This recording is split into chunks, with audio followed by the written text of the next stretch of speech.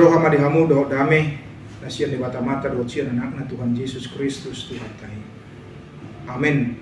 Selamat pagi dan selamat bertemu kembali melalui sahabat firman Tuhan pada penghujung bulan Juli 2023, yaitu di hari Senin tanggal 31 Juli yang tertulis dari Habakuk pasal 2 ayat 14. Demikian bunyi firman Tuhan buat kita.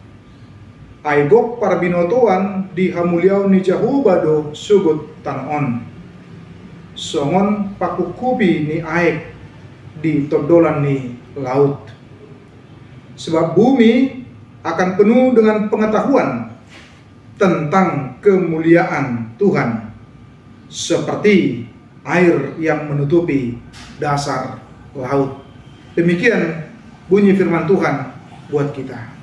Saudara-saudari, Bapak Ibu dan orang muda yang dikasihi oleh Tuhan Yesus Kristus, dalam Habakuk pasal 2 ayat 6 sampai 20, Allah menyampaikan ke tengah-tengah umat itu ucapan celakalah sampai dengan 5 kali. Itu hendak menggambarkan satu situasi kondisi yang sangat kritis, sehingga kalau tidak disikapi dengan baik, disikapi dengan arif, disikapi dengan benar, maka yang terjadi adalah umat itu akan menjadi betul-betul celaka. Ketika sebutan celaka itu berarti mengingatkan, menjadi warning bagi banyak orang pada waktu itu, umat Allah pada waktu itu, supaya mereka boleh tunduk, taat kepada Tuhan. Apakah yang menjadi persoalan masalah di tengah-tengah umat itu dengan sebutan celaka yang pertama, yaitu orang yang mengambil yang bukan menjadi miliknya, seperti disebutkan ayat 6. Orang yang mengambil laba yang tidak halal untuk keperluan rumahnya, ayat 9. Yang mendirikan kota di atas darah dan meletakkan dasar benteng di atas ketidakadilan, ayat 12. Kemudian memberi minum sesamanya dengan amarah, di ayat 15. Kemudian bagi orang-orang yang percaya kepada benda mati dan kemudian memujanya atau menyembahnya, seperti disebutkan di ayat 19. Dalam ayat 14 ini justru Habakuk hendak menyampaikan satu pesan yang begitu penting di tengah-tengah umat itu, yaitu ketika disebutkan di situ, sebab bumi akan penuh dengan pengetahuan tentang kemuliaan Tuhan, seperti air yang menutupi dasar laut. Seharusnya umat itu sadar, bisa melihat dengan baik, peka dengan apa yang sudah dilakukan, apa yang sudah dikerjakan oleh Tuhan, mulai dari peristiwa penciptaan hingga dengan apa yang terjadi dalam kehidupan umat itu.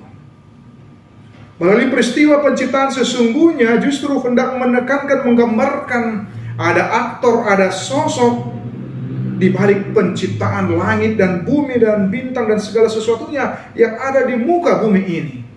Dan itu hanya bisa lakukan dan dikerjakan oleh Allah semata. Tidak ada Allah lain yang mampu melakukan seperti itu. Dengan ilah-ilah, dengan dewa-dewa yang disembah oleh bangsa-bangsa Babel pada waktu itu juga tidak mampu. Habakuk hendak menekankan bahwa sesungguhnya sebab bumi akan penuh dengan pengetahuan tentang kemuliaan Tuhan. Ketika melihat langit, ketika melihat bumi, ketika melihat tumbuh-tumbuhan, hewan dan semuanya itu justru hendak memperlihatkan sosok daripada Allah yang menjadikan segala sesuatunya dan semuanya. Sehingga justru kita mau diingatkan ketika melihat langit, bumi, tumbuh-tumbuhan, hewan, semuanya berbicara tentang sosok di balik penciptaan semuanya itu, yaitu Allah. Maka yang ada adalah untuk memuliakan nama Tuhan di tengah-tengah kehidupan kita sebagai orang yang percaya. Marilah kita menyikapi dengan bijak seperti yang disampaikan oleh Habakuk dalam nats ini. Bagaimana kita menjadi bagian dari orang-orang yang memuliakan Allah ketika melihat segala sesuatunya, ketika melihat ciptaan-ciptaan yang ada di muka bumi ini. Ketika kita melihat sesama kita juga, kita melihat betapa luar biasanya Allah yang menciptakan segala sesuatunya dari yang tidak ada dan menjadi ada. Lihatlah betapa berbeda sekali ketika manusia menciptakan itu bukan dari yang tidak ada, tapi memakai yang ada, kemudian menyatukan satu dan lain sehingga boleh menjadi satu kreasi ciptaan lainnya, sehingga bukan dari yang tidak ada. Hanya Allah yang mampu menciptakan dari yang tidak ada menjadi ada. Maka semuanya itu mau mengajak kita, mengarahkan kita.